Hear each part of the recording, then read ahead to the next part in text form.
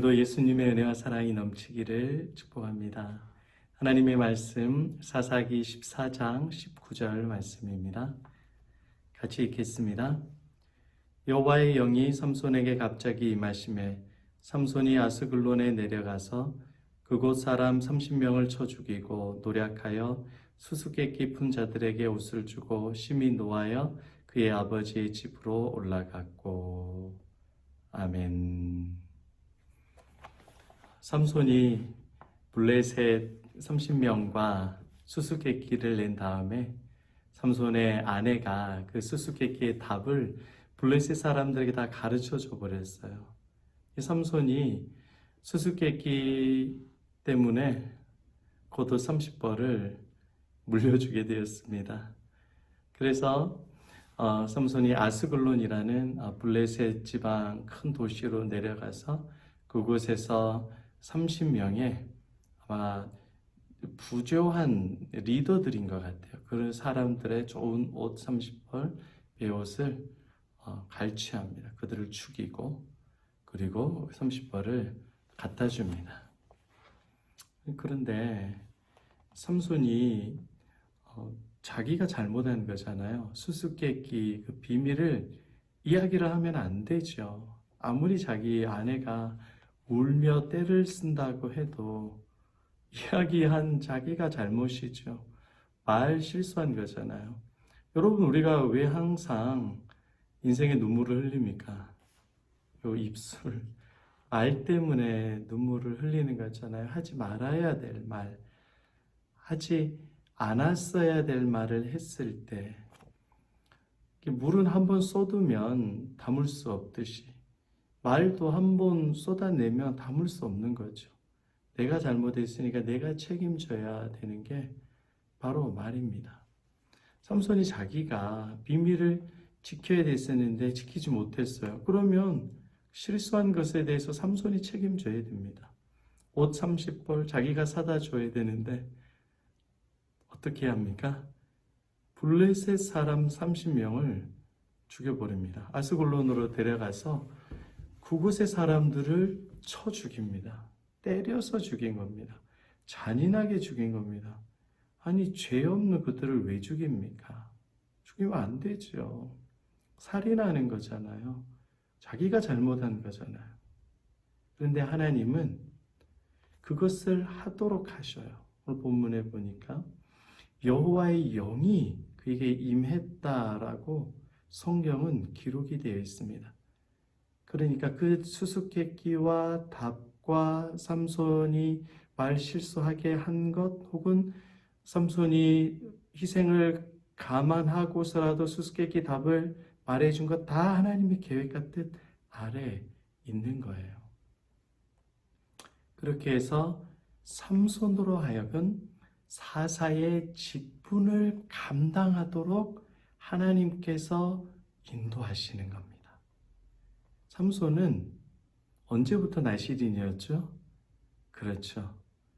태어날 때부터 나실인이었습니다. 태어날 때부터 하나님의 사명자로 구분이 되어 있는 사람이 삼손이에요. 그러니까 삼손은 날 때부터 죽을 때까지 하나님의 직분을 감당하는 삶인 겁니다. 혹은 그가 실수도 하고 넘어지기도 하고 범죄하기도 하지만 그 모든 과정을 통하여서 하나님은 삼손으로 하여금 이스라엘을 구원하는 직분을 감당하게 하십니다. 수수께끼로 인하여서 그가 손해봤어요. 현 시가로 하면 겉옷 30벌과 베옷 30벌이 좋은 거니까 거의 1억에 가까워요. 손해본 것 같은데 그것을 통해서 하나님은 블레셋을 치는 거예요. 아스글론을 치는 겁니다. 이스라엘을 압제하는 무리를 치는 겁니다.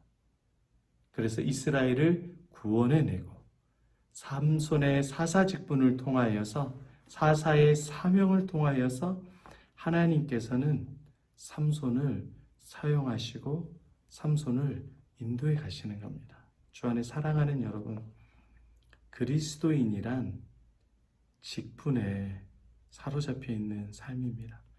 사명에 사로잡혀 있는 삶입니다. 세상에, 직업에, 내 욕망과 야망에 사로잡혀 있는 사람은 크리스천이 아닙니다. 크리스천이라는 것은 예수께, 하나님께, 성령께, 예수께서 나에게 맡기신 사명에 사로잡혀 있는 사람이 바로 크리스천입니다. 이 사명에 사로잡힌 사람이 살아나는 거예요. 예수님께서 이 땅에 오셨을 때 내가 내 뜻대로 사는 것이 아니다. 나는 아버지의 뜻대로 말하고 행동하는 것이다. 늘 예수님도 자기 자신을 위한 삶이 아니라 하나님의 영광과 하나님의 뜻을 이루는 삶이라고 말씀해 주셨습니다. 어디에까지요?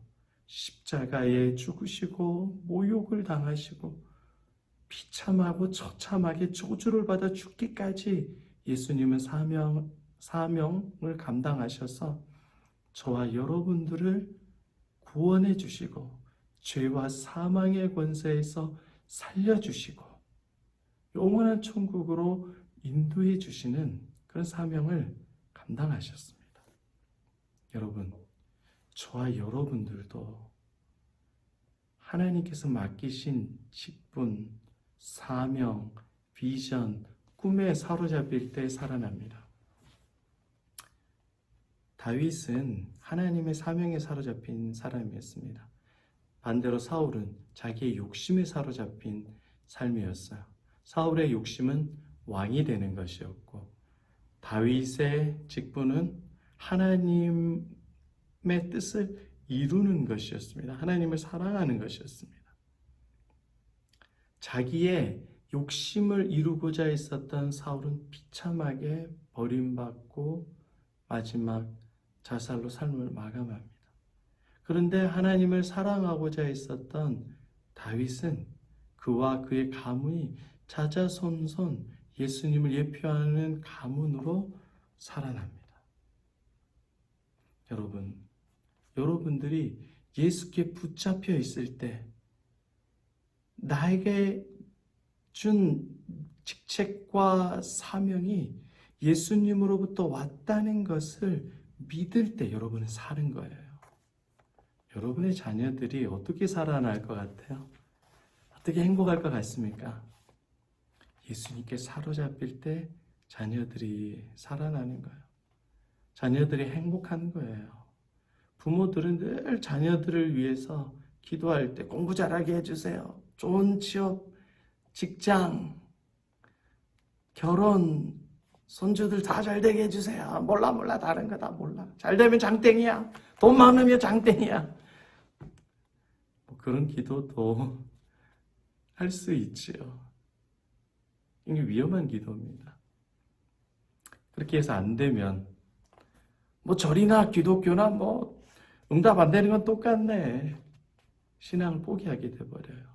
그런데 예수께서 맡겨주신 직분에 사로잡혀 있고 예수께 사로잡혀 있는 삶을 살면 여러분, 자녀의 인생을 누가 책임져 줘요? 예수님께서 책임져 주시죠. 예수님께서 자녀들에게 지혜를 주시는 거예요. 힘을 주시는 거예요.